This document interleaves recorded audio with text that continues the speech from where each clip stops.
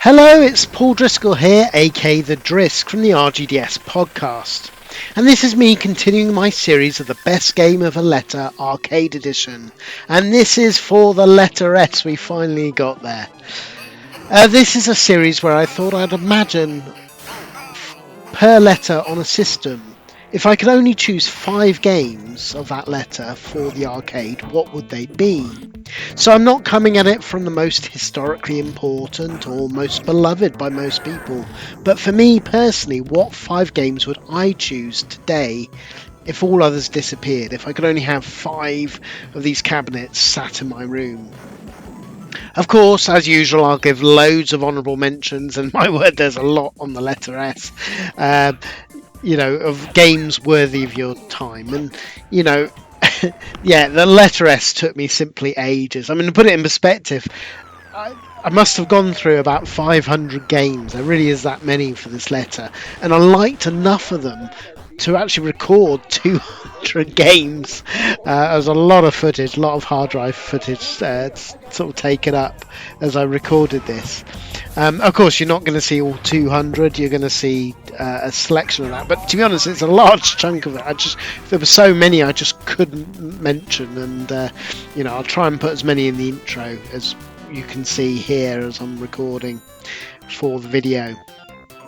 So to put it in perspective, this was a tough letter to choose from, and it's also going to be a long episode.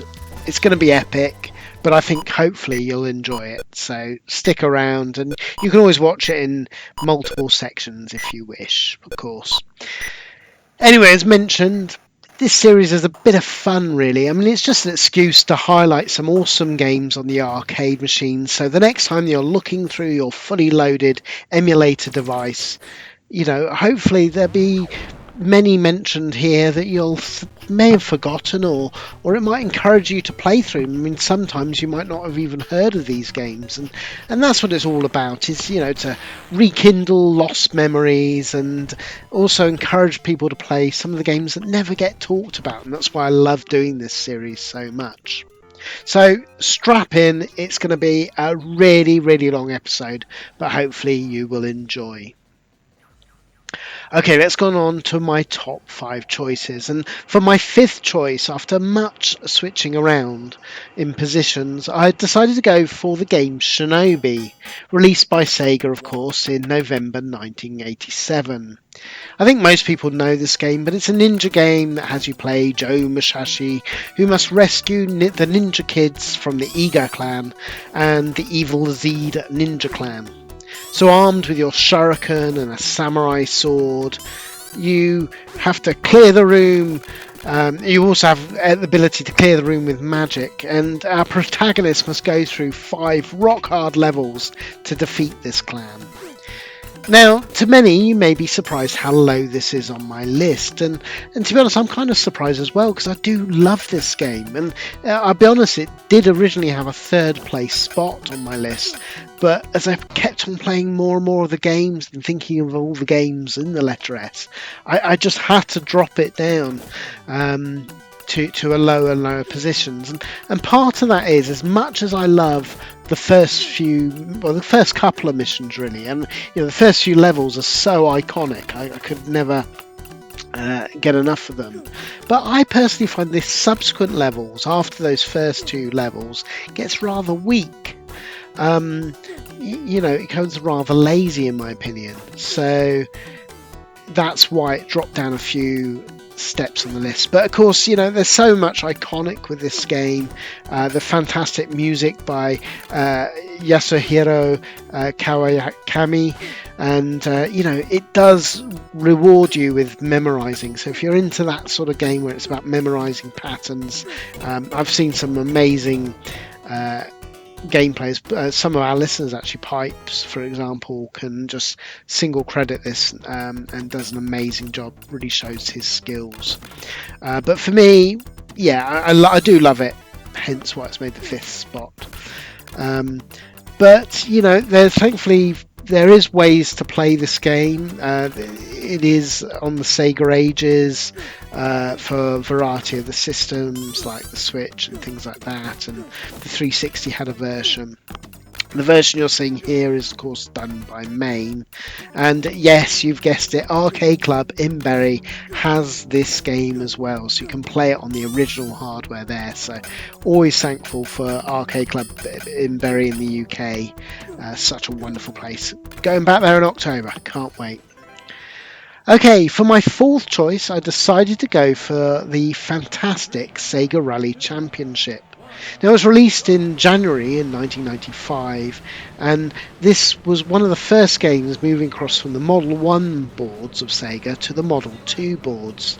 So it really was the cutting edge of arcade gaming at the time, churning out 300,000 polygons at blistering speeds. I mean, the level of detail that this gave was really above and beyond. Now it's produced by the AM3 division of Sega, and most famously produced by Tetsuya Mitsuguchi, of course, the guy behind Rare's Space Channel Number 5, Lummy's Children of Eden, and of course, most recently, Tetris Effect. And it was directed by and by the art designer Kenji Sasaki. Now he did Jurassic Park, Lost World, and the Star Wars trilogy arcade game.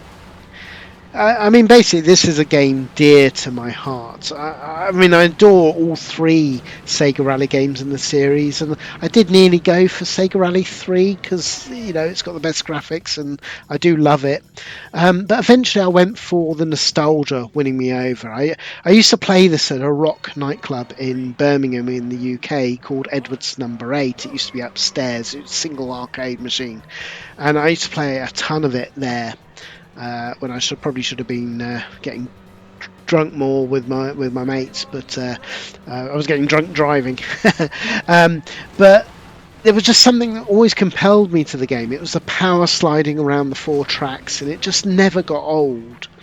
It also helped that the Saturn version and the PC version of the day was a brilliant way to play it. It really was the definitive way, and it was one of the leading reasons I bought my Sega Saturn. I do adore the game. Now later on in Japan there was a PS2 version, a home port, that did get released of the game, and to be honest that is probably the best legitimate way to play this game outside of original arcade hardware. But thankfully it does appear on the Sega Model 2 emulator, which you can get for the PC, and it runs it perfectly. It's a great way to play it outside of the arcade. Of course, thankfully, yet again, this game is in Arcade Club in Bury. It's a deluxe sit down with the 2 cabinets. I mean, it's a joy to be able to play these games in their original form, and I'm thankful every time I make my journey there that I'm able to play these games again as they were meant to be played. Okay, let's go on to my third choice, and I went for Supercars, released in 2010 by Eugene Jarvis's, yes, he of Defender fame, Raw Thrills company.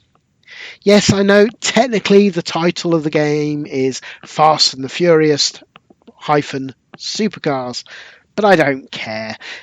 I always knew this as Supercars, and in 2014 they actually did release it as just Supercars when they lost the license for the Fast and Furious. So, you know, it really doesn't have a lot to do with the film. So, as far as I'm concerned, it's going in. Essentially, this is an evolution of the cruising games, and, you know, actually it was the latest going back. You know, actually, the latest games, they've gone back to using the cruising name with Cruising Blast. But I love these Supercars games and all of these series, really. It's the toy box physics, it's the over-top tracks, insane jumps. It's just accessible, pure joy for gamers of every stripe, and I love that accessibility. That, you know, I can put any family member in front of this game and they would have fun. And Supercars is a really generous version of the game. It's got 27 tracks, so much content to enjoy, and you know, I just wish that Raw Thrills uh, got these games on the home port for people to enjoy. It's they did do Cruising, I guess, which was some of the tracks on the Wii, which, to be honest, the Wii struggled with. But that was more based on the Fast and the Furious first game, not the supercars. And likewise, Cruising Blast is amazing on the Switch, but of course it doesn't have the level of tracks that you get here with supercars. So um, thankfully, Techno Parrot does kind of run it, as you're seeing in the footage. But unfortunately, as you're probably seeing as well, mostly to do with the resolution, I think, because I've upscaled the resolution to be usable on my PC. The starting girls don't look right. You know, they're slightly off. But beyond that, it's a fantastic game, and one that I wish Arcade Club had. I think they would do gangbusters if they put in a suite of Raw Thrill games. I think they're just wonderful parts of arcade history. Right, okay, let's go on to my second choice, and I've gone for the amazing shooter Star Force, released in 1984 by Tekken. That's Tehkan. I think I'm pronouncing it right. This is a vertical shooter, and it's a total joy to play, really. I mean, considering this came out the same year in 1984 as the much more famous game 1942 by Capcom, I personally think this is a far more accomplished game than that, and that might be heresy to some. But I really do think, because of it's got great scoring mechanics, grabbing the bonuses, and loads of ideas going on, and better variety, I think, than 1942. Now, the game is also known as Megaforce. You might have heard of it as that name, and it's, as I say, set in space, and it's all about score attack, really. It really drives you to get good scores, because there'll be bonus tiles that you have to shoot, and you have to collect them all to get perfect score bonuses on those elements. And you get to the end of the level, and there'll be a letter of the Greek alphabet, which is the end level boss that you have to take out. Otherwise, you have to do the whole level again. So it goes alpha, beta, delta, and I think epsilon, etc. So yeah, it's a huge fun game, and one well worthy of your time. And I find it so addictive as a game. I just can't stop playing it. It's always my go-to game, in fact, actually, when I make my pilgrimage to Arcade Club in Bury. I go there and then usually go on to Bubble Bubble, which usually is my first two games before doing some of the races like Outrun and things like that. It still emulates beautifully on MAME, as you're seeing here, but you can also buy this on the Archives collection. They're quite expensive. I think it's £6.29 for, I think it's on the Switch and PS4. Annoyingly, not on the Xbox, although thankfully I did discover, very pleased to see, that the Xbox version of Antstream, and I guess the PC version, does have it in their library of theirs. So it's great to see these lesser known titles showcased, and I'm thrilled. I'll be honest, I absolutely adore the Antstream service on Xbox. So much better than the PC, where there's a lot of lag. Anyway, either way, it's one of my favourite arcade shooters of all time, and I think it should be played by more. Okay, let's come on to our number one choice for the letter S, and of course it had to be Star Wars by Atari. Released in 1983, this vector-based game is so immersive and perfectly captures the excitement of blasting the TIE fighters and zipping through the Death Star trenches and shooting the exhaust port to destroy the Death Star, just like in the movie. The fact that it's all in full wireframe 3D, but moving at blistering speeds, combined with awesome music and audio speech samples of the film of many of the characters, it just makes it so fantastically immersive, and still impresses today, to be honest, let alone in 1983. It must have blown people's socks off. I mean, that glow of the vector lines playing it on real hardware. You just can't describe it. It's just otherworldly. It's fantastic. Um, and I personally find it just as jaw dropping today as it ever was. I love the history of this game as well. I love the anecdote of Steven Spielberg, who's always been into video games. That's why he did the Ready Player One movie and things like that. Um, he he was around Atari because obviously he was interested in making some of his films and good friends with George Lucas. And they asked him to, he liked this game enough, Star Wars, to get them to build his own personal cabinet while they were in development.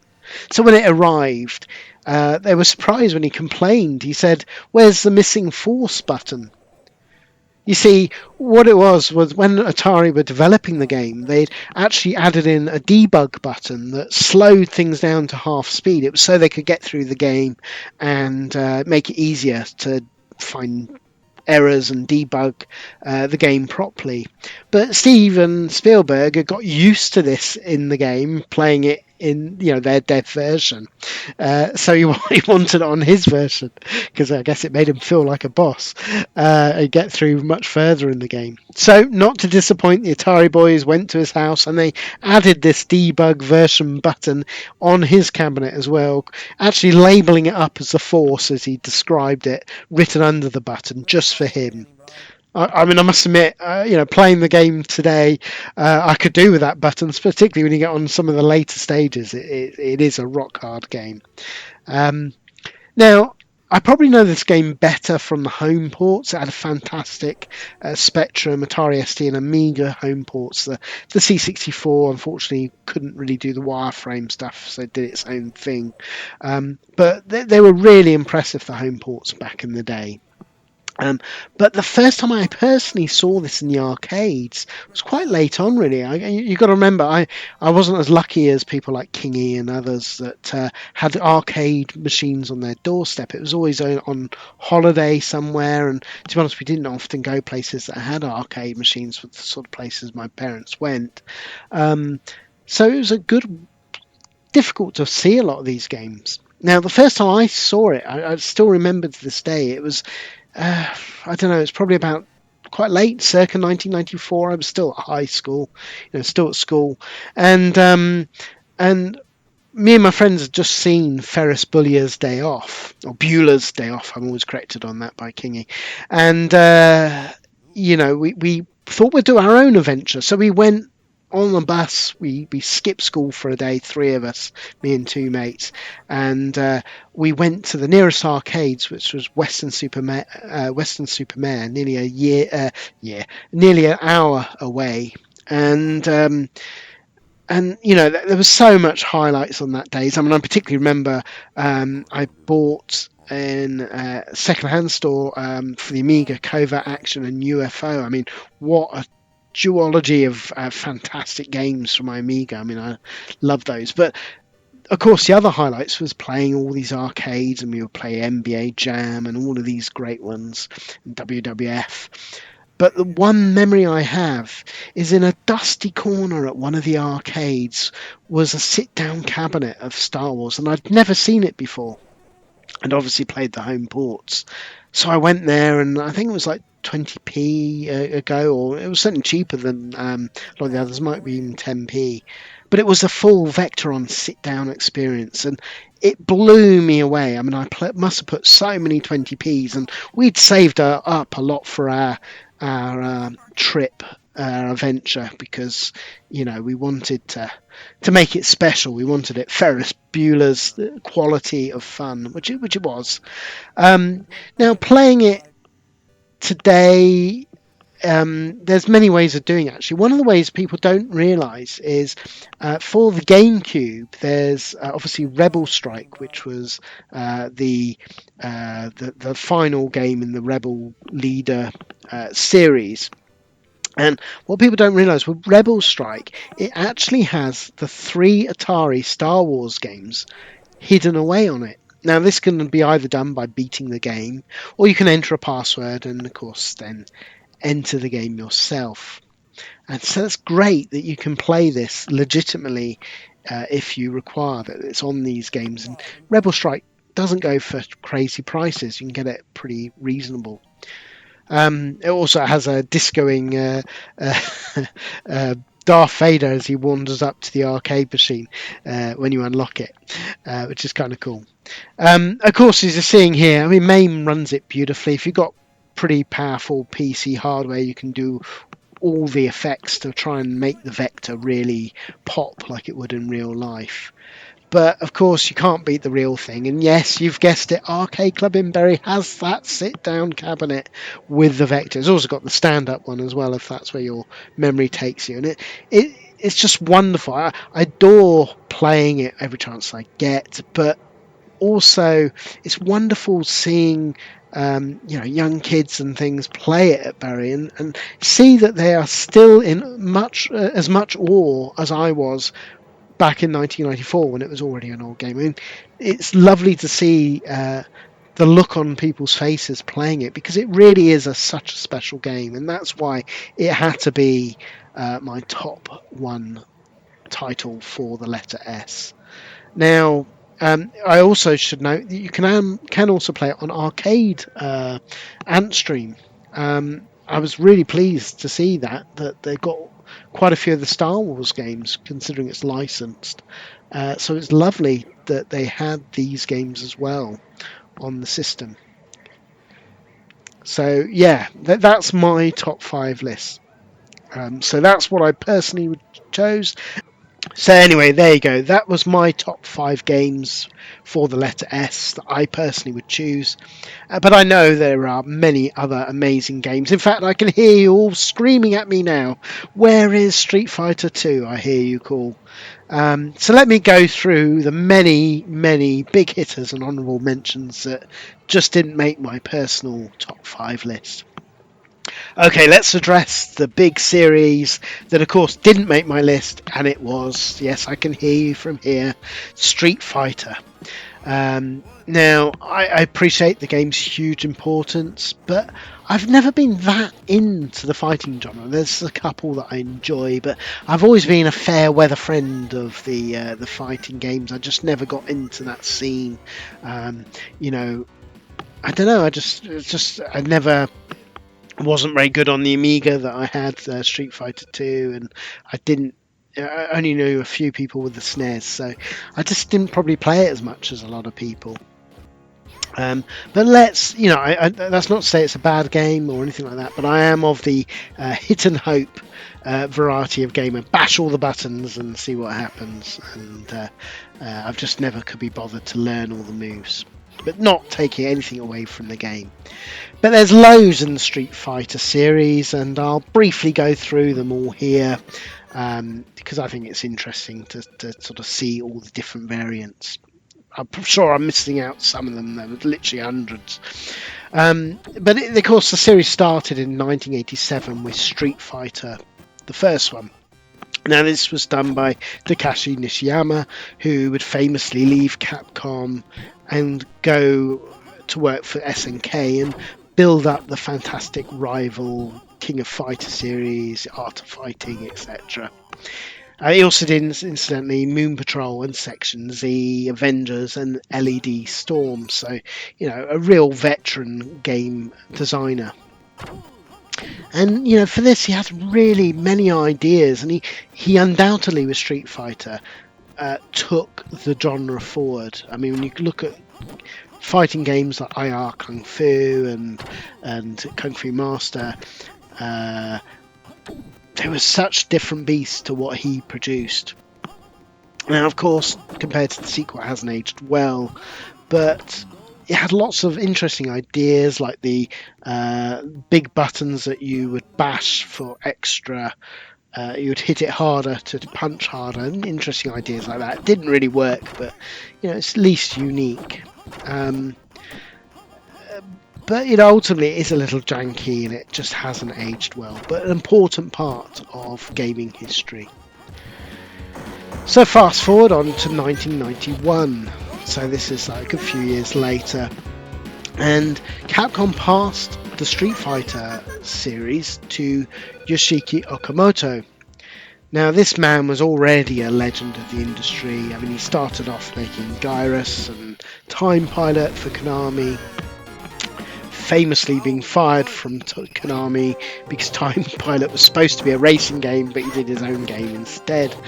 And then, of course, he went to Capcom and he made 1942, Forgotten Worlds, Gunsmoke, Hyperdyne Sidearms, Black Tiger, 1943, UN Squadron, Mega Twins. I mean, just to name but a few. I mean, his canon of games he's been involved with is insane.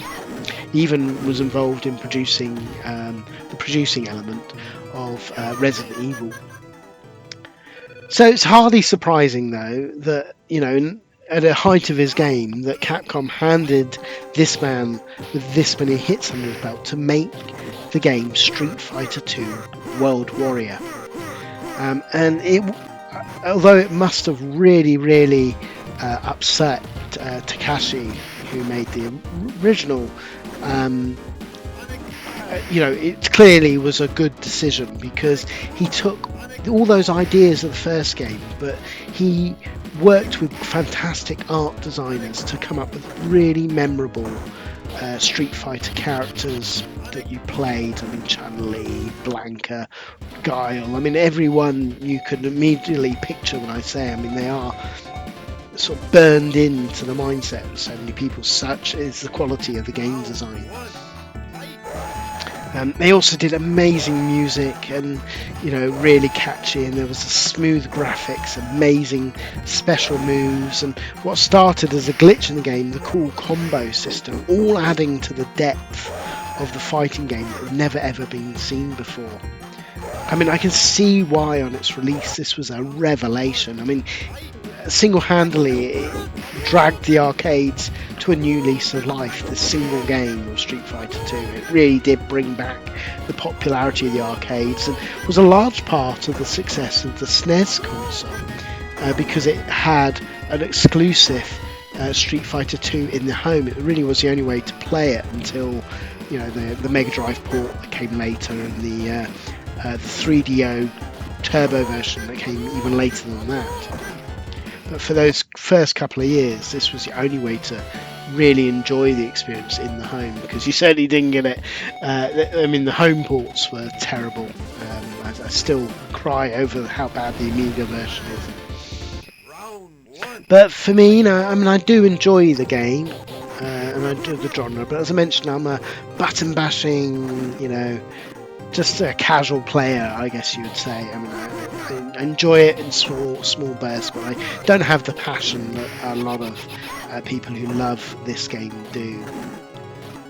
Now, of course, it was a huge hit, and likewise, you know, Capcom's never been shy of cashing in on their big hits, so they created countless games, and I'll go through some of the many sequels here. In 1992 there was the Street Fighter Championship Edition. This is when Mega Drive actually got to see a home port of the arcade. It was based on this game. It's pretty cool. It basically was Street Fighter 2, but it gave you access to some of the bosses to be playable characters for the first time, which was a nice cool addition. This was tweaked in 1992 as well with Super Street Fighter 2 Turbo. This basically was their version of Championship Edition, but it even improved on the speed and gave it things. There was Hyper Fighting, Street Fighter 2, so Street Fighter 2 Hyper Fighting, giving more tweaks. But it probably was in 1993 with Super Street Fighter 2 the new challengers, where it added something more than little gameplay tweaks. I mean, this is when you saw new players like Cammy, DJ, it was like a boxer dude, T-Hawk, Fei Long, you know, bringing up the roster to 16 players. So this was really the first jump forward from that original Street Fighter 2 game. You also saw the brilliant 1994 release of Super Street Fighter 2 Turbo, taking all of those of the 1993 game but with extra speed. And this was the one that had the amazing home port on the 3DO. This was the definitive way to play it. back in the day. It really was. If you could afford a 3DO, you'd be set. You know, I mean, this was the closest you get, and the fantastic CD music. Also, in 1995, you had the Street Fighter, the movie. Of course, you know, because it had been such a success, there was a movie with Jean-Claude Van Damme and Kylie Minogue, and you know, it's got a cheesy bit of fun, really. I'm always thankful to it because apparently it was the exercise regime in that game that made Kylie Minogue tone herself up. So always thankful for that. And to be honest, this is one of the guilty pleasures with the game. You know, although people rightly say this is a misstep, but I would say, how can anything be a misstep with a digitized Kylie Minogue as Cammy? You know, it can't be all that bad. I certainly have fun. I had it on the Saturn, and it's for a bit of a laugh. It's an okay if clunky game. Also in 1995, Capcom started to do the Zero series, as it's known in Japan, or Alpha series, as it's known in the West, with Street Fighter Alpha. This gave the characters more anime looks and feels, and it improved some of the moves and gameplay tweaks. They continued it with Street Fighter Alpha 2 in 1996, adding more characters, more tweaks. And of course, in 1998, they rounded it off with Street Fighter Alpha 3. Now, all of these were fantastic on the Sega ports. They really shone and showed what the Sega Saturn, how it was a real 2D powerhouse, even compared to the PS1, which was more 3D based. Now, also in 1996, Capcom tried to take the games of Street Fighter into the realm of 3D. Obviously, you'd had games like Virtua Fighter by Sega and a few 3D fighters starting to come through. So they thought they would also try it. And yeah, it was mixed results, really. It was slow, it was ugly. Never personally really enjoyed these titles. They just were always better. Street Fighter was always better back in the day with 2D. They just weren't ready for 3D. Now in 1997 they did Street Fighter 3, the new generation, finally. But I really don't like the Street Fighter 3 games. Only Ken and Ryo made it through to the game, and the rest were all new, to be honest, pretty bland characters. I just don't think they were very good design characters, and they really missed a trick because, you know, obviously 2 has such a fantastic roster of players to choose from, so to leave them behind was a real shame. They continued it with Street Fighter 3 Second Impact. This continued that first Paul roster.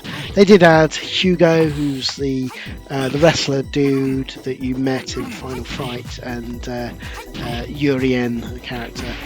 Mostly forgettable characters to me. Now in final Street Fighter 3 The Third Strike, they finally brought some of the old school characters back, like Chun-Li. This had a very good Dreamcast port, but you know, I've always, for me, Street Fighter 3 series was always a bit of a misstep. I think they should have left it at Street Fighter 2 era. Certainly the new challenger, because I like Cammy and a few others. But you know, yes, they continued in 1998 doing the Street Fighter EX2, the EX2 Plus. Again, horrible trying to do Street Fighter before it was ready in 3D. Thankfully, they disbanded in 2000 that horrible series. And that's where they left it for a good number 8 years. They left it, quite rightly.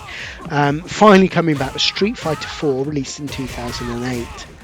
This had the original Street Fighter 2 roster, but done in 3D. And of course, this time, 3D was at a point where they could do it fluid and well enough for it to be a really fun update. I still think it's a really solid game, Street Fighter 4.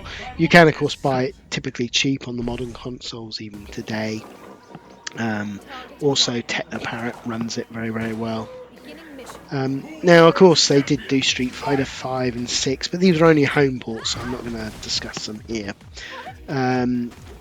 Sadly, you know, the days of just the arcade games is long gone for the Street Fighter series. But other notable fighters in the arcade for the letter S would be Samurai Showdown. This series by SNK began in 1993. Now, the first game had 12 samurai weapon-wielding warriors and 3 bonus characters as you battled it out in feudal Japan. It was popular enough that they followed it in 1994 with Samurai Showdown 2, adding more characters to the roster and a couple of extra moves like rolling forward and rolling backwards in the game. The third game was Samurai Showdown 3, The Blades of Blood. It came out in 1995 and gave 2 styles of play for each character. You could choose to do Slash, which was more the original moves for the characters, or a darker mode with more heavy moves called Bust that you could play instead. 1996 we got Samurai Showdown 4, Amakusa's Revenge, returning characters that were beloved from the original ones making a return, so it was nice to see. And finally, after a 7-year hiatus in 2003, we saw Samurai Showdown 5, giving an impressive 24-player roster. They removed the Bust and Slash mode of play, which I was never really a fan of, and I personally think the Samurai Showdown 5 for me is the best version to play today. Of course, you know, they weren't the only fighters in the letter S. I mean, there's tons. And, of course, the next big one to mention is Namco's Soul Calibur series. Now, this actually began as being called Soul Edge or Soul Blade in 1996, which was a 3D fighter with 12 playable characters and 2 hidden players. And it was in true 3D, so it allowed you to sidestep your opponent's attacks. And, you know, it looked and played reasonably well. Being set in the 16th century was pretty cool, and having swords was a nice variant to other beat-em-ups at the time, or other fighters at the time.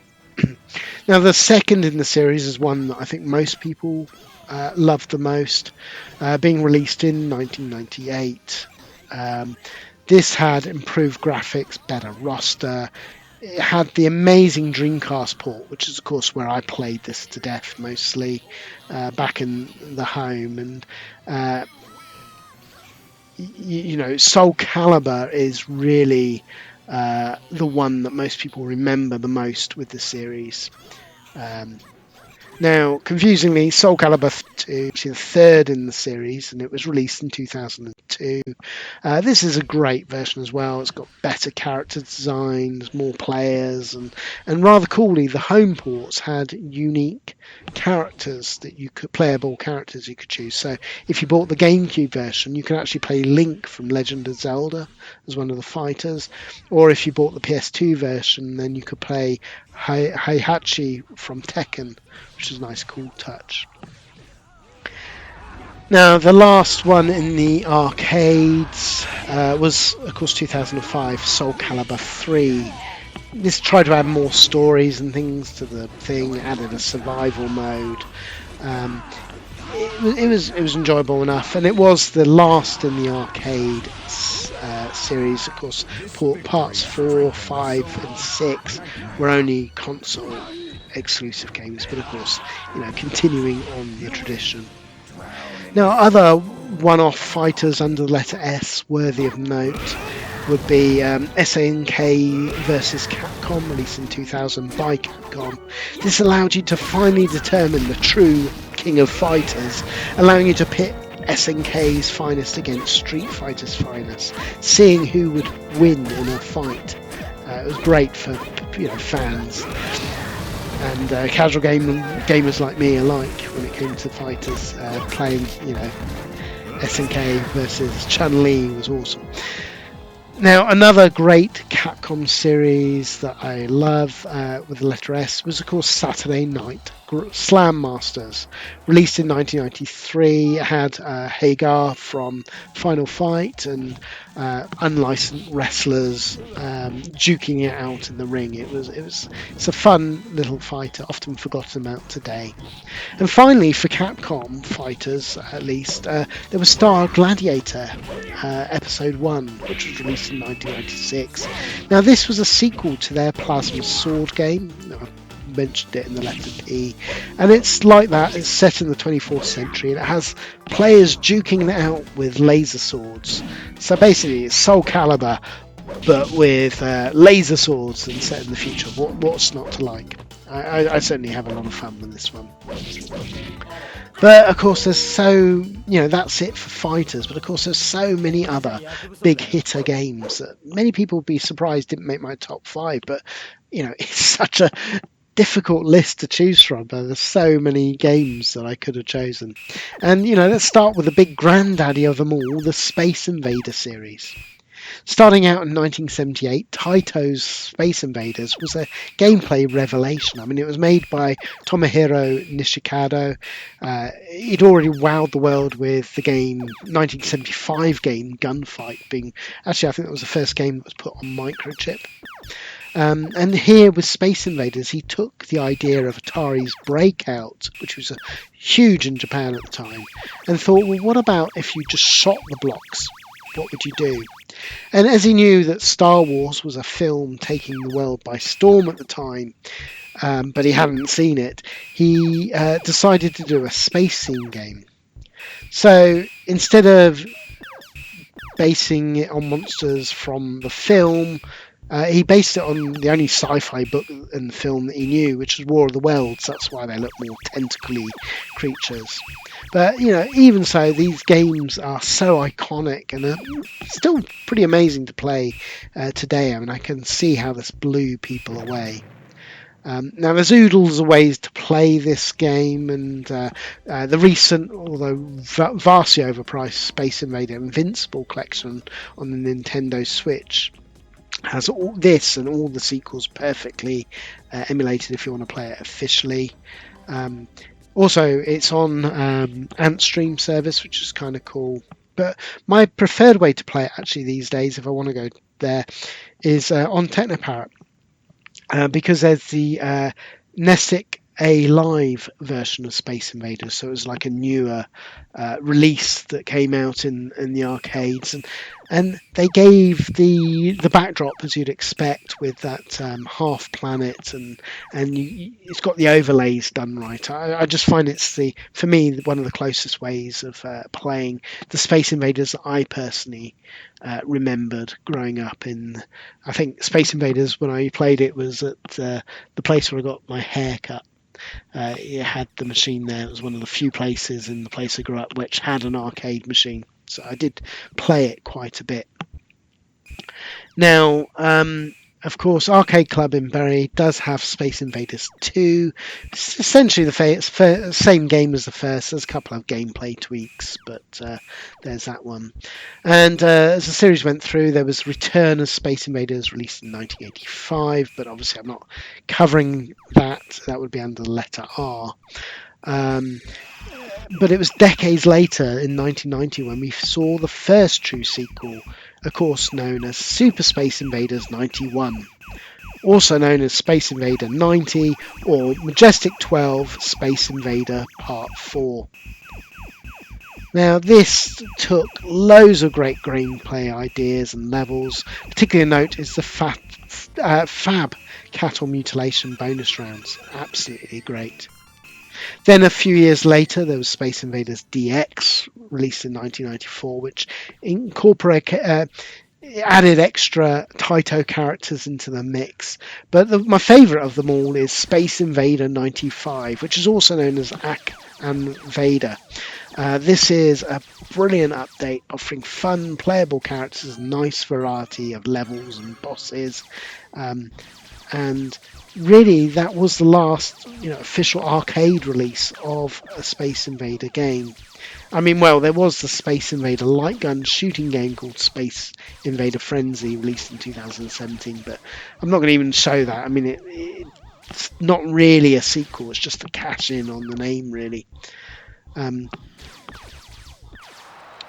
So let's move on to other big hitters that I didn't include. And let's start with Welcome to the Fantasy Zone, Get Ready. Yes, of course, Space Harrier, a Yu Suzuki AM2 classic game for Sega, released in October 1985. It had the fast sprite scaling visuals and have you control a jetpack flying hero blasting his way through the enemies in the fantasy zone. You even get a never-ending story ride on a dinosaur, obviously lifted from the film at one point in the bonus section. Now, for the longest time, this game was in my top 5. I really do love it. I mean, I have so many fond memories of playing it. I loved it on my Sega Saturn Ages Collection, Volume 1. But even I admit, it does get repetitive. And, you know, I'd played it all the way through in Arcade Club. And, yeah, it doesn't mix things up enough. But, I mean, come on, that music by Hiroshi Miyauchi and the glorious visuals, I mean, they do still wow me today. And it's certainly in my top 10 if I was doing a top 10 of the letter S. Now, another forgotten Sega classic that people don't really talk about these days is Shadow Dancer, released in December 1989. Now, this is a loose sequel to Shinobi with a new ninja and a helpful dog sidekick. And this has a lot more variety and I think more interesting levels than Shinobi. And, you know, whilst I don't feel it's as good, I do love this title. And it just boggles my mind that you can't play any of these games legitimately. I mean, Sega, please release an arcade compilation of games, not through some expensive Astro micro machine that I need to buy, but just give me the games on a compilation. It would be just awesome. But, you know, yeah, as I say, Shadow... but as I say, it's a great game. I have a lot of fun with Shadow Dancer. Talking of Shadow, though, of course, there's Shadow Warriors as another fun arcade title, released in 1989 by Tecmo. This is known as Shadow Warriors in Europe. Of course, it's known as Ninja Gaiden in America and Japan.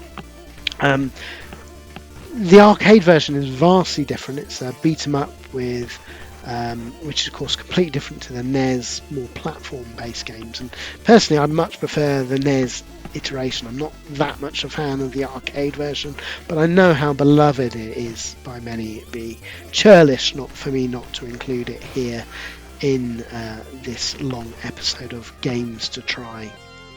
Now, talking in games to try and big titles, there was Capcom's Strider, released in 1989, a huge hit back in the day as you played Hiryu, set in a dystopian future in 2048, that far in the future. And you play a ninja warrior who must thwart the evil Mio overlords. And of course, later, a decade later, in fact, Capcom returned with Strider 2 in 1999 with the first real sequel. Now, of course, US Gold had cheekily done home port sequels of it throughout the 90s, but they were unofficial and not loved. This was the first official one done by Capcom, and it's good. It improves the visuals and a lot of fun to play. Very difficult to emulate, although you're seeing it on MAME. It's full of bugs and things and doesn't run properly. Definitely one that I wish Capcom would bring across to their Capcom collections that they've done recently. Now, another huge game in the 90s was, of course, Konami's 1991 game, The Simpsons, the arcade game. I mean, this was such a big deal back in the day. It had 4 players allowing to play Bart, Homer, Marge or Lisa as they go chasing Mr. Smithers and Mr. Burns, who have kidnapped Maggie, who has hold of the diamond, using it as a dummy. And it covers most of the locations of the early Simpsons cartoons. It has so many nods and winks. I mean, there's Binky's World. Of course, that's from Life is Hell cartoon that he did before he did The Simpsons, Macaroni. But yeah, it's just like entering the Simpson world. It's so beautifully done. It's such a pure joy. I admit though, it does get repetitive after a while. It was never designed really for people to play all the way through. It was just designed for people to play a couple of levels. I mean, it was such a money earner and guzzler. You know, get four mates together and play it. And you know, it's wonderful actually. Yes, you guessed it. Arcade Club in Bury has the 4-player version arcade, so it's a pure joy, sort of like get a few mates together and play through. But you'll be surprised how quickly all your mates are starting to look longingly at the other arcade machines after the first few levels, and that initial joy, it doesn't mix things up enough, which is why it didn't make my top 5 list for the letter S. But talking of pure joy, Williams Smash TV nearly did make my list. It is such a fantastic game. It was released in 1990, and you can see in many ways it's a spiritual successor to Ed Jarvis's Robotron 2048 game. It's a twin stick shooter, but it takes elements from film Running Man and of course Robocop. I'll buy that for $1. And it has you run around blasting enemies to win toaster ovens, and it's just such a fun twin stick shooter. It's got full of gore and wonderful over the top action, and see, it runs perfectly on main. But it was light that this also came out and available on Antstream. I've been loving playing the challenges to this game. It is such a great title. Now, another big title in 1989 by Namco was, of course, Splatterhouse. This has you play Rick, whose girlfriend's been kidnapped. They decide to sort of stay in some spooky mansion. She gets kidnapped. He finds a haunted hockey mask that he puts on, and he goes on a killing frenzy of all the demonic monsters to rescue his Jennifer back. It's gory, it's fun, it's over the top, and it's still a great fun title to play today. Now, one thing worthy of note is 2010's Splatterhouse reboot, which came out on 360 and PS3, actually includes the first 3 Splatterhouse games as unlockables on those. So it's a great way to play, because you know, these Splatterhouse games are very, very expensive. So it's lovely that you do get these options to be able to play them through a relatively cheap game. Now, another big title was Leyland's 1983 game Space Ace. You know, this is, of course, made by the artist Don Bluth, who did the fantastic Dragon's Lair game. And this is the same idea. It's sort of Twitch gaming, choose the right directions or action button at the right moment to see the good animation or you die animation. And it has you play, this time, the bumbling space hero Dexter on a quest to rescue the rather sexy Kimberly, who's been kidnapped by the, I don't know, evil person. And you know, I'll be honest, I struggle with these Laserdisc games. I love the artwork, I love the humour, but I don't find the games fun. I mean, it's just, yeah, it's memorization, and it's not what I'm in for gamings. But had to mention it is a special game, really, for what it is. Another worthy title and mention, of course, is Namco's Super Pac-Man, released in 1982. Now, this is a vastly different game to the original Pac-Man. You have keys to open gates, and it's all about getting fruits and prizes rather than all the dots. And there's different, like, super pellets. There's one that makes your character huge, and there's another one that makes him fly so he can go over the ghosts. I mean, I'll be honest, there's just too much going on with this game. There's too many ideas, and it loses that original simplicity which made the original game so timeless. So kudos to Namco, I guess, for trying with the sequel not to do a cash in and do something new and interesting. But yeah, it's not surprising most people don't talk about this in the same realm as Pac-Man or Mrs. Pac-Man. Now, another big hitter in all senses of the word was, of course, Super Punch-Out by Nintendo, released in 1984. This has Joe as a wire-framed boxer this time, and of course they made him Little Joe in the NES because they couldn't do wire-framed. And it's more of the same, really. You're doing lots of punching and all the usual good stuff. And it's quite a lot of fun. I mean, it's got great character design. And not a game I particularly have the memories of perhaps a lot of our American listeners who, of course, they grew up with the NES and SNES, where it was a much bigger game than in the West, or certainly my experience. But still worthy of your time. Okay, so they were the big hitting games, but there's so many honourable mentions I want to include for the letter S. So let's do them in sections. So for now, I'll go the racing sections and I'll go through the different genres. And wow, I mean, I love the racing games that are in the letter S. First of all, there's San Francisco Rush Extreme Racing, released in 1996 by Atari. Now, I know I cheated saying that San Francisco Rush was just Rush 2049 when I chose it for the letter R, but I thought I'd better come clean and mention them here as well. This is the first in the series. It's arcade race. It's got toy box physics, and it definitely was Atari's answer to the Cruis'n USA games.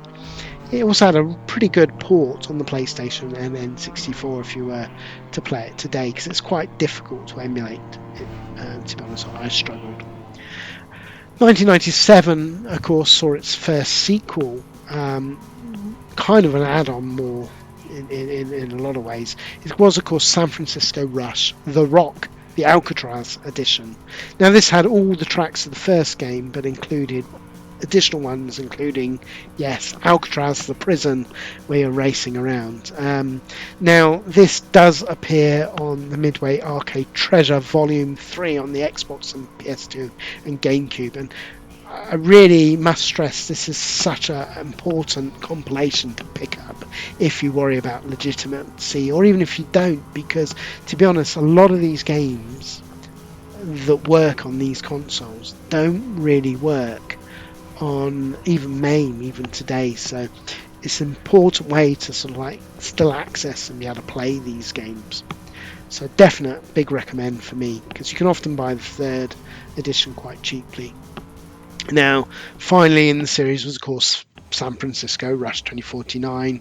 Came out in 1999. Of course, I covered it in the letter R when it made my own top 5 games. I know I cheated a little, but there's no way it was going to make my letter S, and I really wanted to cover it. And incidentally, it also is in the Midway Arcade Treasure 3 volume as well.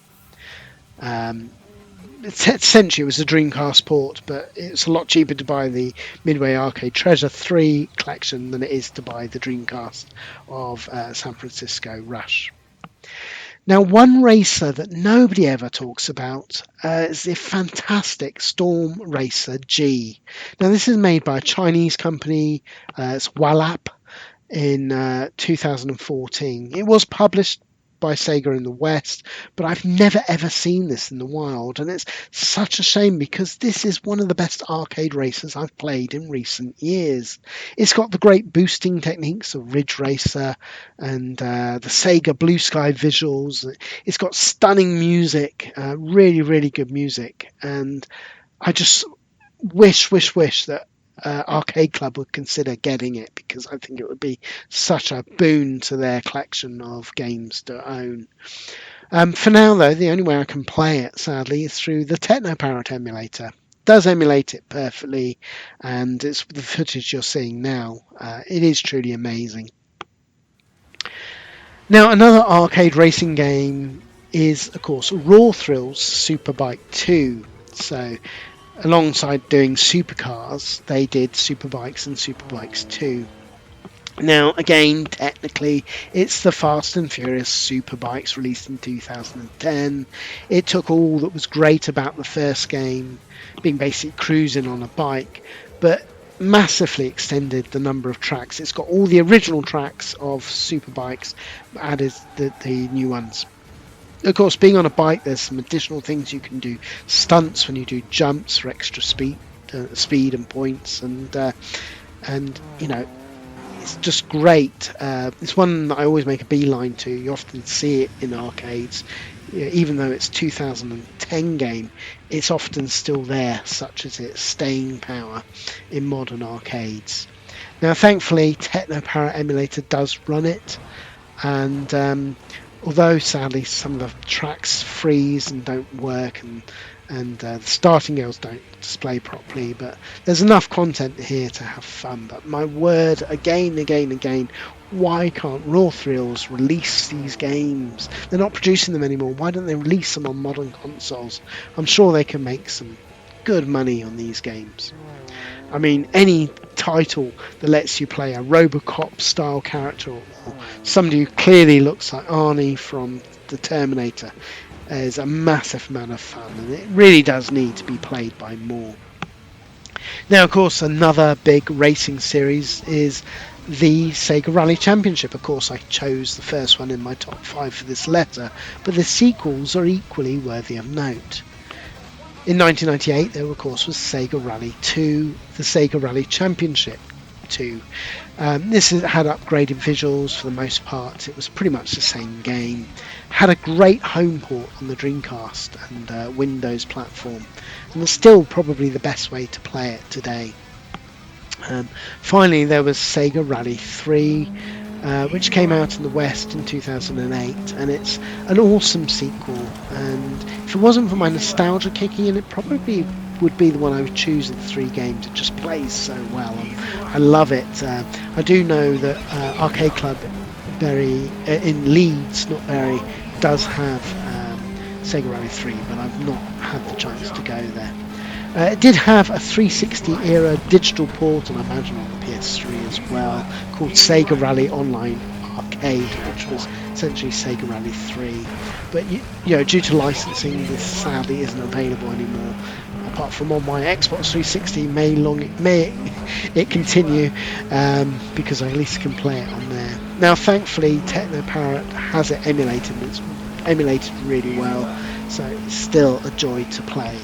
So I've got a backup plan if my bought copy of the Xbox 360 does die a death.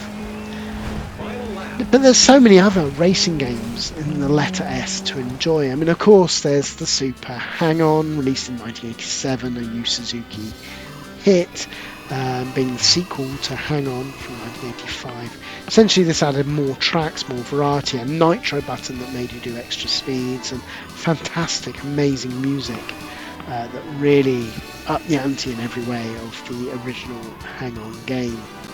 Now, of course, I cheated totally because I chose the limited Super Hang-On game, which is actually a much more polished and easier to play version, on my top 5 for the letter L.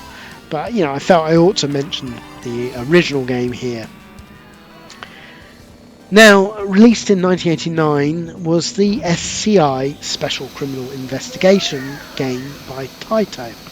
This was a direct sequel to Chase HQ.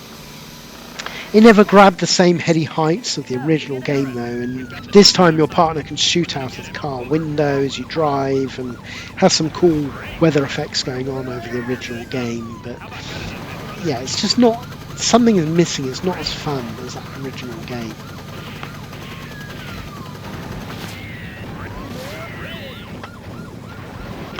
The third game in the Chase HQ series that people always forget about is Super Chase Criminal Termination. This has an in-car Chase HQ view, and it's got cool sections. You can drive through shopping malls. I mean, it was released in 1993. It just never did that well in capturing that original sprite and arcade spirit. This was incidentally though the one the Super Nintendo did a home port calling it Super Chase HQ. So that was really the only way to sort of play it. Now today, MAME runs it perfectly, and yes, you guessed it, Arcade Club in Bury does have this arcade cabinet as well. Now, Sega have had many titles that are pretty forgotten about today because they never ever got a home release. Now, I really hope Microsoft and Xbox buy Sega out, because they're not doing anything with their back catalogue, and I genuinely believe that certainly under Phil Spencer's watch, they would, who clearly has a real passion for game preservation, that he would bring a lot of these Sega properties dormant and bring them across onto the platform, because Sega certainly bizarrely aren't doing anything with them. One such example is, of course, Scud Racer, also known as Sega Super GT in the US. This came out in 1996 by legendary developer Toshihiro Nagoshi, who of course did Daytona, and Scud stands for Sports Car Ultimate Drive.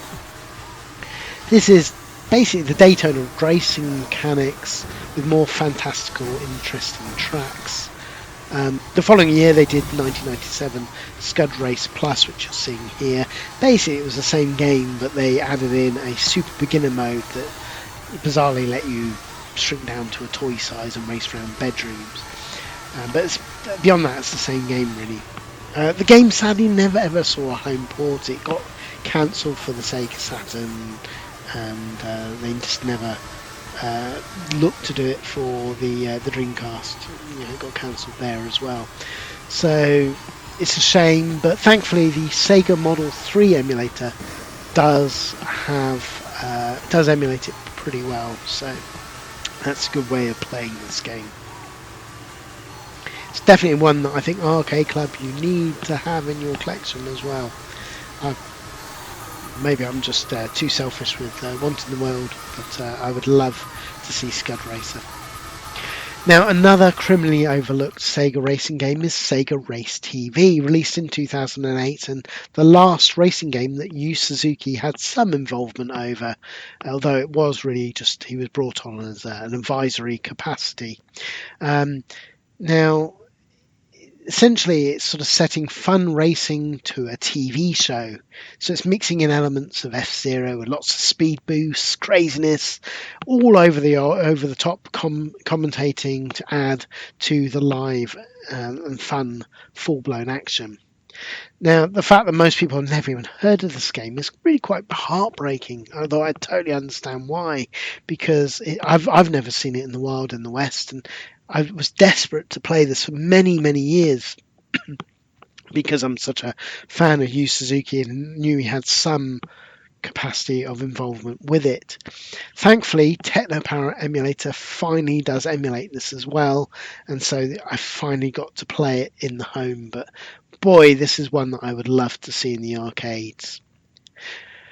Talking of in the arcades, the SR Sega Racing Classic, released in 2009 by Sega. This is essentially a re-release of Daytona USA with upgraded resolution visuals up to heady heights of 120, 80 and 720 resolution. They removed the Daytona Speedway license references because obviously that licensing had expired. But thankfully, this is one that Technopower emulates as well, so it's another one that you can sort of play if you want. And finally for Sega is Super Monaco GP, released in 1989 by Sega. This was a huge game back in the day, loads of home ports, well beloved, but you never really hear people talk about it these days. I mean, the Mega Drive had a good port of the game, but because there's never been any Sega arcade retro release pack compilations that were the actual games, not the weird sort of like reimagined versions that they did on the PS2. So this really, emulation is your friend, with MAME showing you here is really the only way to play it, unless you are lucky enough to see it in the arcades. Now, moving away from Sega, there were many other cool racers under the letter S. Atari's 1989 Stun Runner, standing for Spread Tunnel Underground Network, is a fab racer with super fast 3D visuals, really ahead of its time from 1989. Now, it did have many home ports back in the day. The Atari one I remember being particularly good, the Atari Lynx one. It also appears on Midway Arcade Treasures Volume 3 on the Xbox, PS2, GameCube, PC. Yes, another reason to pick up that fantastic collection. But MAME does run it perfectly, as you're seeing here, and thankfully Arcade Club in Bury has the arcade original, so I've been able to play the arcade original as well, and it's just as good as I remember. I do adore this game. Now, another Atari classic is Super Sprint, released in 1986. This was the same year release as Championship Sprint, and of course it's an update to those sprint games by Atari in the late 1970s. So it's an overhead racer for up to 3 players, and to be honest, I've never really got into these games. I prefer Iron Man, Stewart's Off-Road Racing, or even Indie Race games.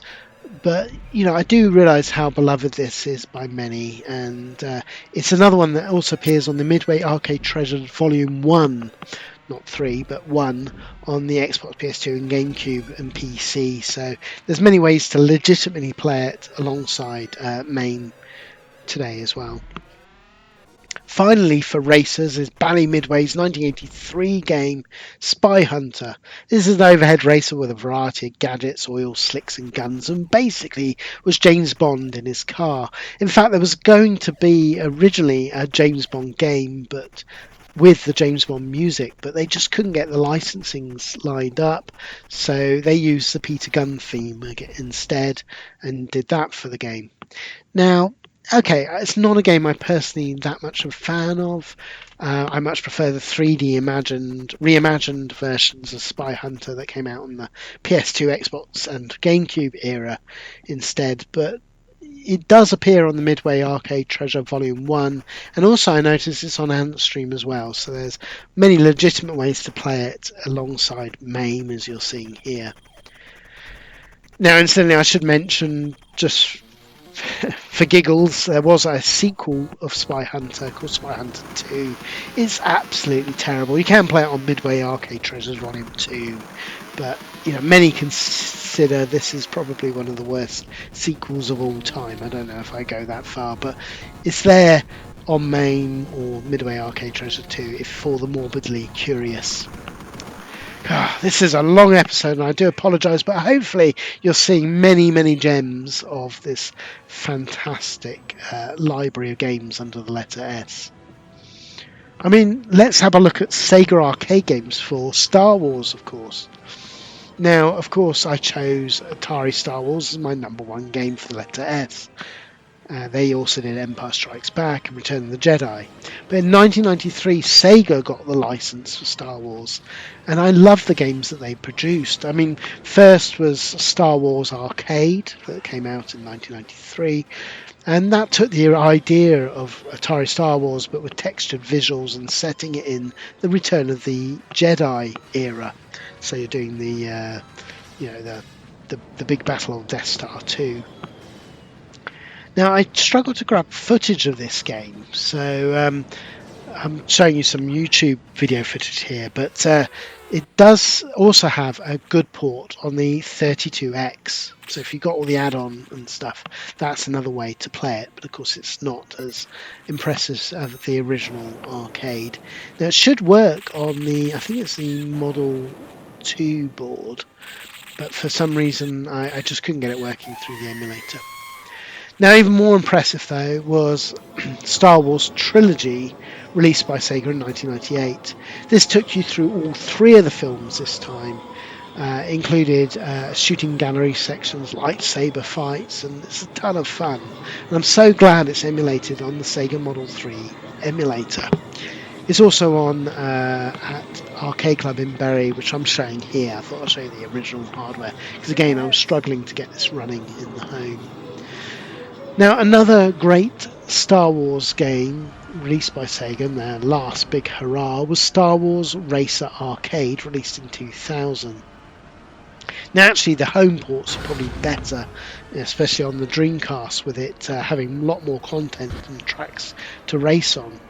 But it's wonderful to experience the arcade original and have the podcast, have the pod controls as it is in the movie, where you're sort of doing the turning.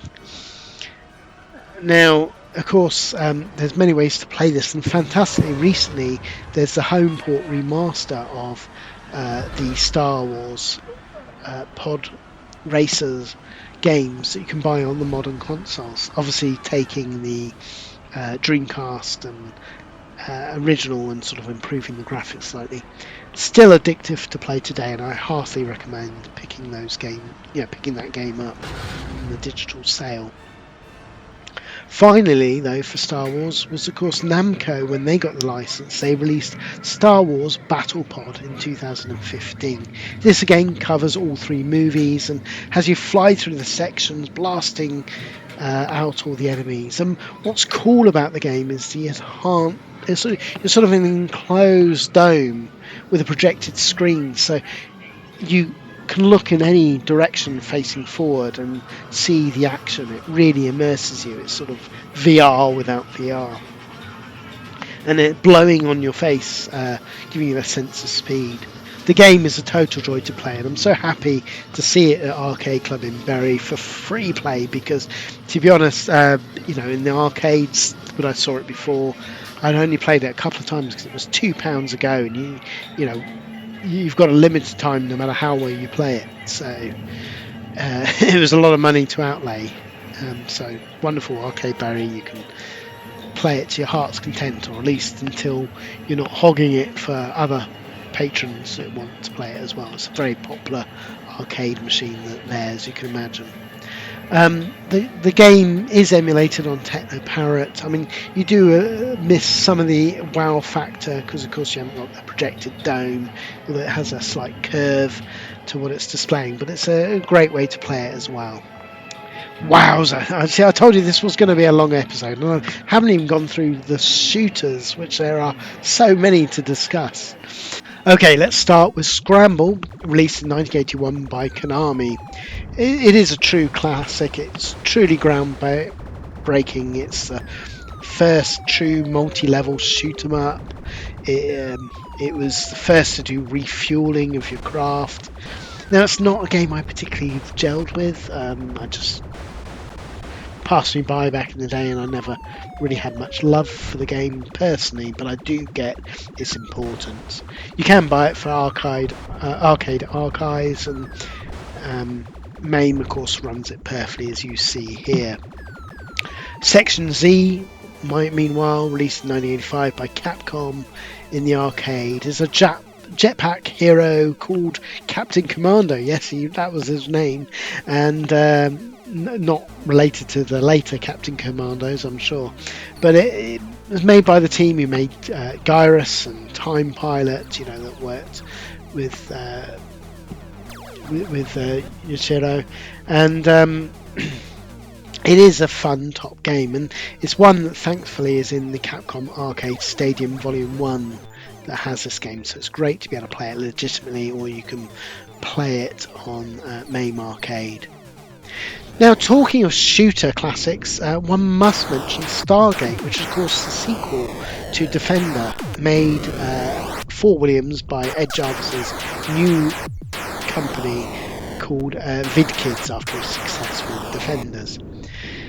Now, this is more of the same, really, but it adds the difficulty, because, of course, that's what you wanted with Defender, is more difficulty. It's got Stargates, and it just, to me, it overcomplicates things even more on something that was already too complex for my humble self even beforehand. So I've just never really got on with the game. But I guess if you're good at the original Defender, you might enjoy the additional challenge.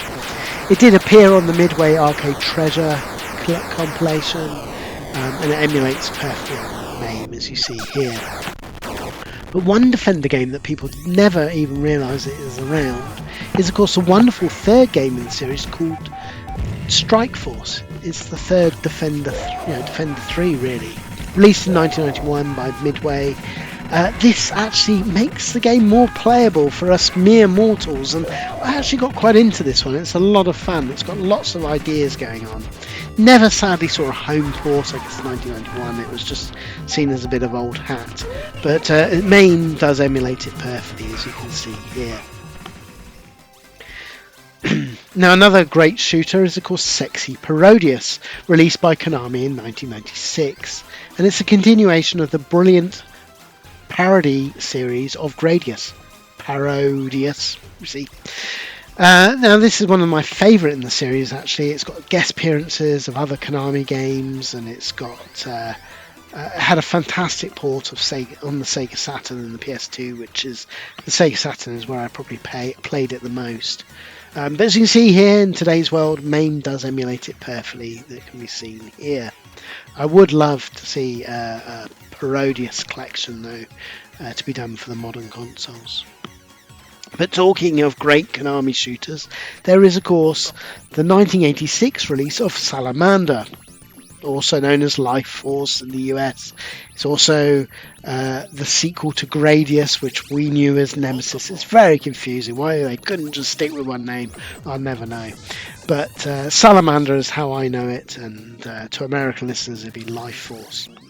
Now this takes that power-up system of Gradius, but adds nicer visuals, and it's a great update to the shooter. The NES and the PC Engine had great home ports of the game, and it did later appear on the Sega Saturn and PS1 with the sequel that I will come to under the Salamander Deluxe Pack, which also appeared on the PSP collection. Today, though, it's probably best to play it on MAME, and yes, it's another one that Arcade Club in Bury does have the arcade original of.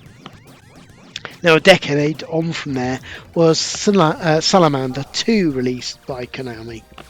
So, good. Was that good 1996? That was the release, of course. This was more the same, but with gorgeous visuals and gameplay. It appeared on that Salamander Deluxe Pack that I mentioned on the PS2 and Saturn.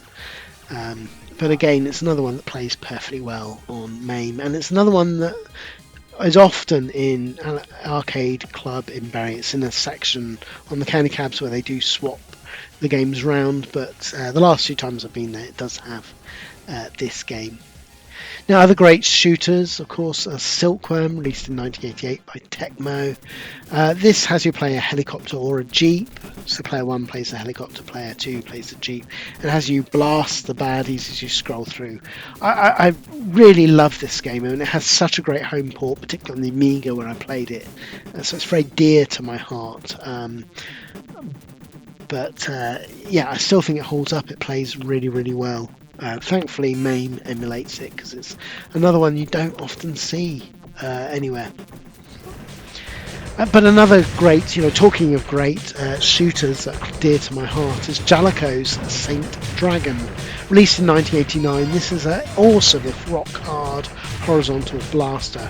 This was another one that had an amazing port for the Amiga and was very dear to my heart. And now Arcade Archives has it for sale on the PS4 and Switch, and Antstream also has it in their collection, which is awesome for Xbox and PC. It's definitely one that I would recommend today. Now, one game that I also want to mention is 1991's release by Namco of Starblade. Now, I was a huge fan of the last Starfighter film released in 1984, and I'd dreamed since that time of being a kid to see a video game that matched those computer visuals. Now, finally, in 1991, Namco released that, they realised that dream for me with their fantastic on-rail blaster, Starblade. This looks so impressive back in 1991, and I was even thrilled in 1994 when the Mega CD and 3DO version had these impressive ports, and later on in 1995 PlayStation also got a really fine port of it. I think it's so much fun to play if you love your Star Wars and things like that. It's like Atari Star Wars with more variety and filled in polygon graphics. It just plays fantastically well.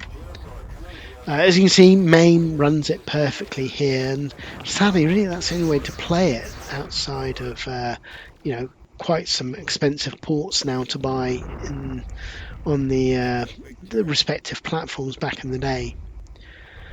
But one game that perhaps is best forgotten, though, is Strike Fighter, released in 1991. They quickly renamed it on the home ports as Afterburner 3, obviously to drum up sales, and it did have a lot of similarity to Afterburner. It basically had in-cockpit action, but it was just jerkier and slower. The 3D didn't work as well. It didn't have the speed or vibrancy of the original Afterburner games. So, I remember excitedly buying this when I got my Sega CD immediately after the fact, and I picked Afterburner 3. I'm such a fan of Afterburner. Show me Afterburner 3, and boy, my disappointment when I saw that no, it's actually Strike Fighter, just renamed. Not a good arcade game, and a bit of a misstep for Sega, sadly. Much better though was the fantastic Strikers 1945 series made by Saikyo or Saikyo. I should never know how to say them. Released in 1995. This took the 1940X series and put their own spin of it. It's basically Sonic Wings or Aero Fighter series, but with the 1942 license by Capcom thrown in.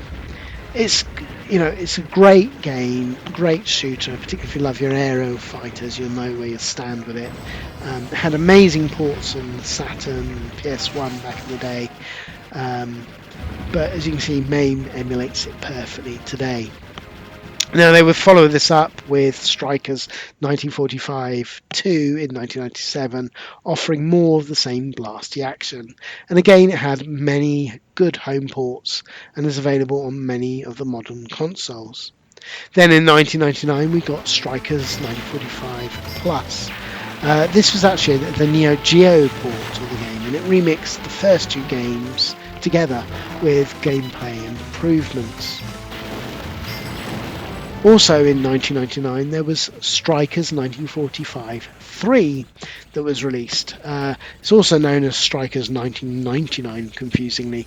But this was more levels added, it had more of a roster of planes you could fly, and it's just a great shooter.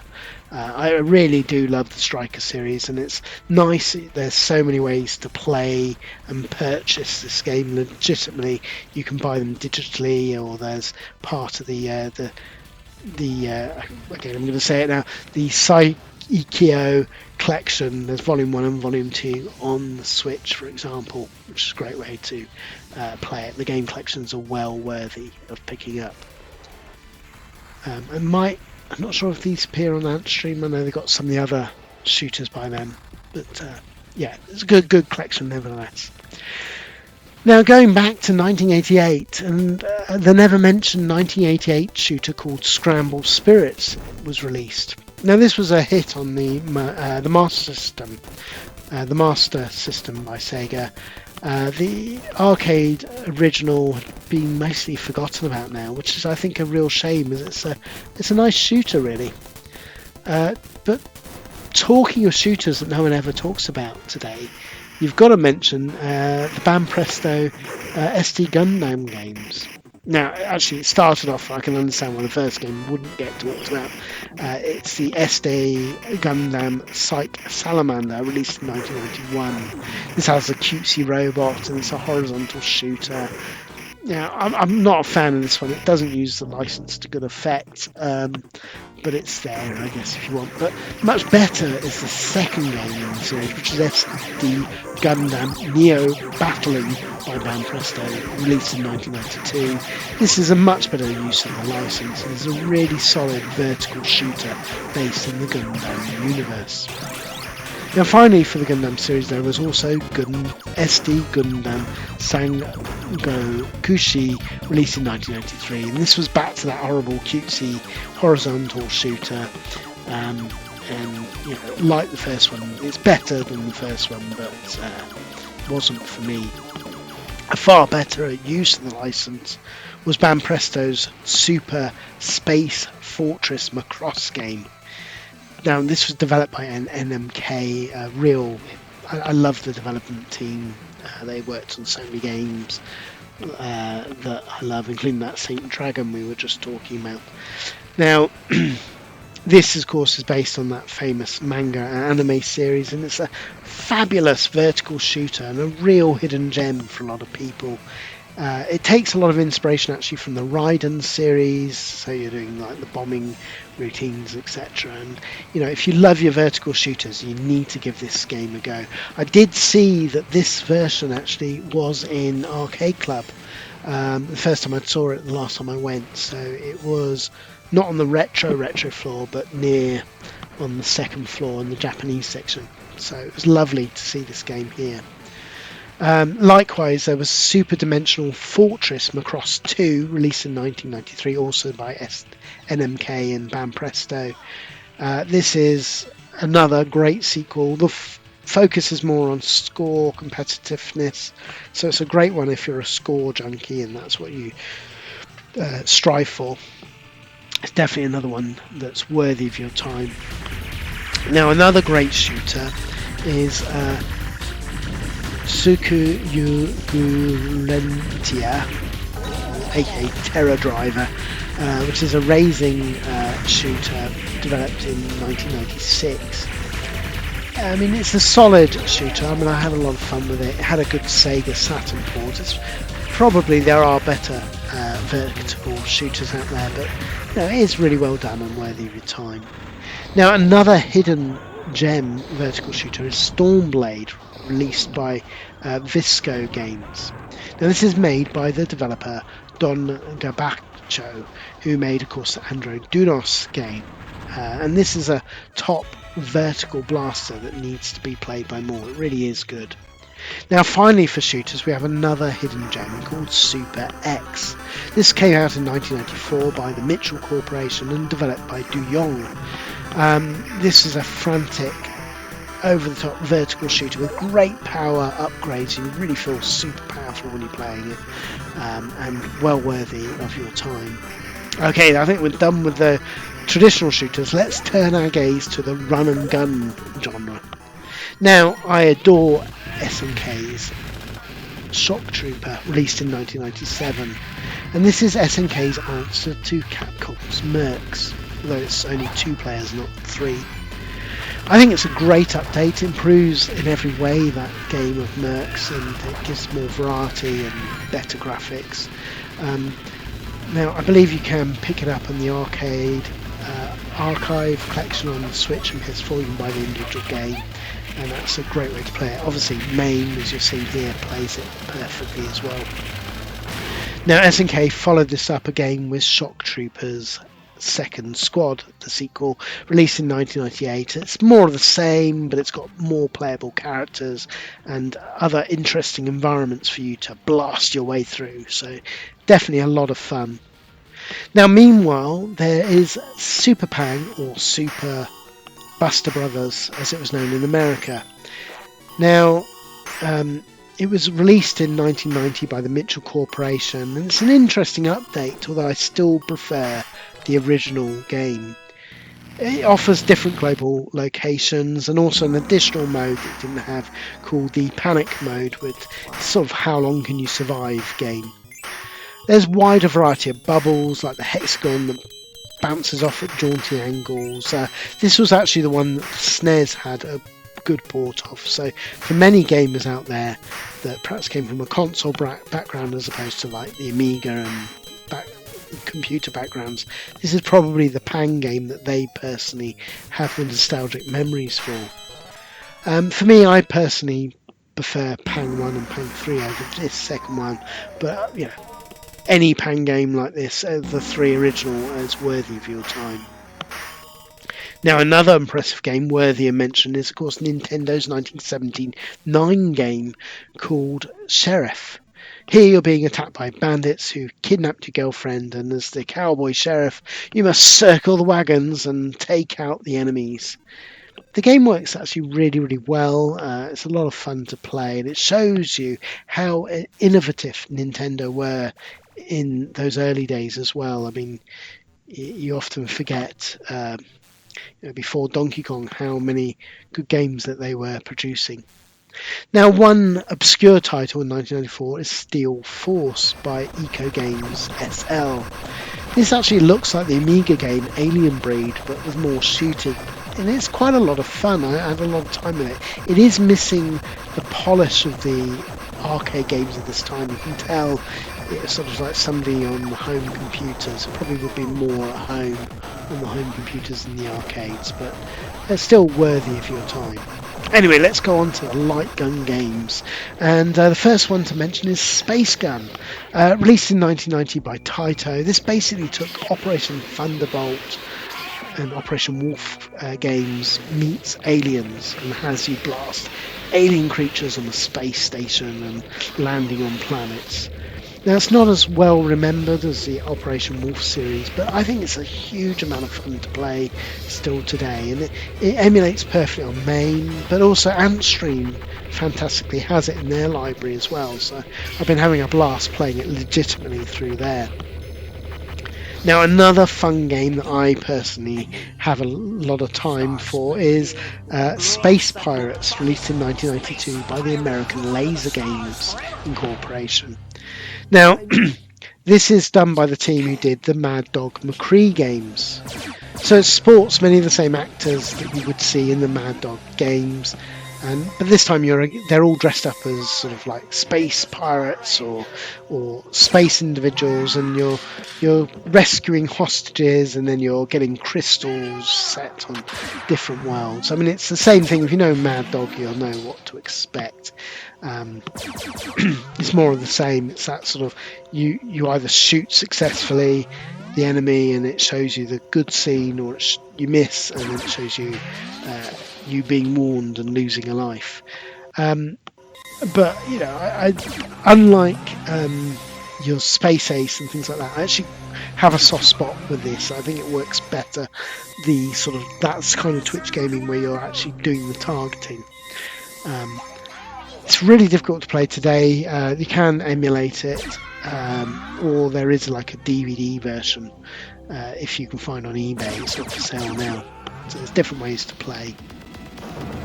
Other light gun shooters worthy of mention is Namco Steel Gunner, released in 1990. This has you play two Neo-Arc policeman operatives, Garcia and Cliff, and they're on a mission to rescue an important professor and his daughter who's been kidnapped. The game's quite a bit of fun, really, and it's totally forgotten about today, which is probably because you never ever saw a home port of it. Now, they did do a sequel in 1991 called Steel Gunners 2 with more missions for your Neo-Arc policemen to do, and it's more of the same, but equally fun for those kind of shooty games. But probably one of the best light gun games for the letter S is Sega Golden Gun light gun game, released in 2010. This has you set in Japan, and you and your two teenage kids, you just go for a date to the museum. Of course, what a hit place to take your date to, and all hell breaks loose. Suddenly there's mystical beasts attacking zombies and Japanese samurais, and you get a gun that you're given by a security guard that's about to die, and you decide to go and save the world. It's fun. Doesn't take itself too seriously. It's full of humour. It's like a more quirkier version of House of the Dead with more Japanese themes. I really, really like it. I've never ever seen it in the wild, but it's thankfully one that Technoparrot does emulate really well. So this is the only way I've been able to play it. Definitely one I would recommend. Okay, let's go on to beat 'em ups then, and the first one to mention is Superman by Taito and released way back in 1988. Now, it's made by Toshiyuki Nishimura, who had brought the world the Laserdisc games Time Gal and Revenge of the Ninja before doing the weird platformer Bond's Adventure. Now, you would also go on instantly to design Sagaya, which is Darius 2, and another good beat 'em up called The Growl, or Growl. The game's a standard beat 'em up. It just doesn't really work for the Superman license, if I'm honest. There's occasional flying sections, but it just doesn't make sense with Superman why you can't just use your laser eyes all the time and you've got to punch. But the graphics do save it. I mean, it is fantastic, vibrant, colourful graphics that really draws you into the game and keeps you there. Even if you are thinking, well, how does this work? Particularly with player 2, is also another Superman. So there's 2 Supermen with different colour palettes. It was a big game back in the day, but it never ever saw a home port.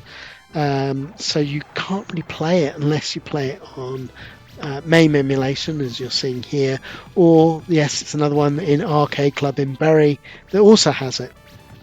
Now, Sega's 1991 game of Spider-Man, the video game, is an interesting one.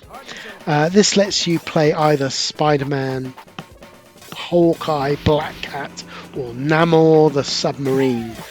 Submariner submarine. So, basically it's Spider-Man and some Marvel DC knockoff Z-class superheroes that nobody would want to play. Now, it's a standard beat-em-up, which again doesn't quite work for the Spider-Man license, but it does at least have zoomed out sections that are more platformy for Spider-Man to do. Now, whilst the playable character roster isn't the greatest, the level bosses, of course, fantastic as you expect from Spider-Man. There's the Green Goblin, Sandman, Kingpin, all showing up, and amongst many others. So it's worth it for that alone. You never saw a home port of this, bizarrely, but it is another one that obviously MAME runs, as you can see here. But Arcade Club in Bury, yes, it has this one as well. My word. Aren't we lucky the world we live? Now, another beat-em-up that I do adore is Data East Sly Spy, released by Data East, as I mentioned, in 1989. This is basically James Bond in all but name. You have to go through many cool scenes, from skydiving to scuba diving, as you progress through the game. It had a lot of good home ports back in the day, but today the best way to play it is on MAME, or Antstream also has this as well. Now, another cool spy game is Super Spy, released by SNK. Now, this takes it from the first person perspective, and you must punch, kick, use your knife or gun to progress through the levels. It's more fun than you'd think, actually, and the big, bright, bold graphics really help elevate this game. It's definitely one worth a quick go on. It's be worthy of your time. Okay, let's round things off from the beat-em-up games, though, with some of the lesser-known gems. First of all, we have the Sengoku series by SNK, released in 1991. Now, this actually came to a number of home consoles, but it personally passed me by. It's a scrolling beat-em-up where you're forced between the current apocalyptic realm that you're in, the real world, and the spirit realm full of demons and mythological creatures. I love the way that how you're sort of switching between, out your control, but you're switching between these two areas, and it just gives it another element to the beat-em-up genre that makes it worthy of your time to play. They continued in 1993 with Sengoku 2. This offers more of the same, got different levels, but more of the same is not a bad thing when the game's this good. And finally, in 2001, there was Sengoku 3, and this adds more players this time that you can choose, and has you go up against and defeat the undead forces of the Nobunaga. Now, in my opinion, though, of all of these, I've saved the best one for last in the beat-em-up section, with Surprise Attack by Konami. This came out in 1990, and it's made by Tomoaki Yoshinobu, who of course went on to do the cool shooter Einhander, and he also had involvement in the Super Mario Brothers games. And it has Akiro Minakata, who worked on Dracula X for the SNES, involved in this game, so good pedigree. But what this is a really good Shinobi clone, and it's one that people never ever think about or talk about because it's just been forgotten through time. Now, sadly, it never had a home port. You can only play it on MAME, or unless you're lucky enough to find it in the arcades, but I strongly suggest you give it a go. It's a really fun game. Right, we're getting through it. Let's go on to the penultimate section with some of our platform games. Okay, the first is the fantastic and brilliant game Spin Master, released in 1993 by Data East. I adore this game. It has you play John and Tom, whose friend Mary has been kidnapped by the evil professor for some reason, and so armed with your yo-yo, yes, that's the weapon of your choice, you must bash the countless henchmen and build up a treasure map to save the girl and get the treasure. It's loads of fun. It was great to see it on Antstream as well, as before that it was difficult to play this unless you were lucky enough to find it. Certainly MAME runs it perfectly, but it's nice that Antstream have it, and I've been playing the challenges in particular to death on there. Now, another overlooked series is Snow Brothers, Nick and Tom, which was released in 1990 by Toplin. This has you play two princes, not sure if that's of the Spin Doctor variety, and they've been turned into frozen monsters by the evil King Scorch. And of course, like Bub and Bob, they find that gives them new skills and powers. So, the Scorch, rather than making them something useless or that could be squished under a boot, has made them actually more powerful. So they go off to rescue their princesses. To be honest, I've never really got on with this game. For me, it's a cheap knockoff of the Bubble Bubble game. It's got weird art design. For me, subpar gameplay. But I know many poor deluded fools out there, including fellow RGDS host Kingy among them, love this game for some reason. So I felt I ought to give it a mention. Now, they did do a sequel in 1994 with Snow Brothers 2 with the new elves, offering more levels and weirdness and more of the same, really, as what you had in the original. And finally, there was a hack release in 2002 of called Snow Brothers 3. This wasn't an official release, but is more levels and more stuff, so fans of the series would like to probably dive into those as well. All of these are available on MAME and running pretty well. Now, a puzzler worthy of your time is Solomon's Key, released in 1986 by Tecmo. This has you play a wizard who's armed with a wand that can make blocks disappear and reappear elsewhere at his will. So the purpose of the game is to make pathways for yourself to get the key, get to the door, and avoid all the enemies.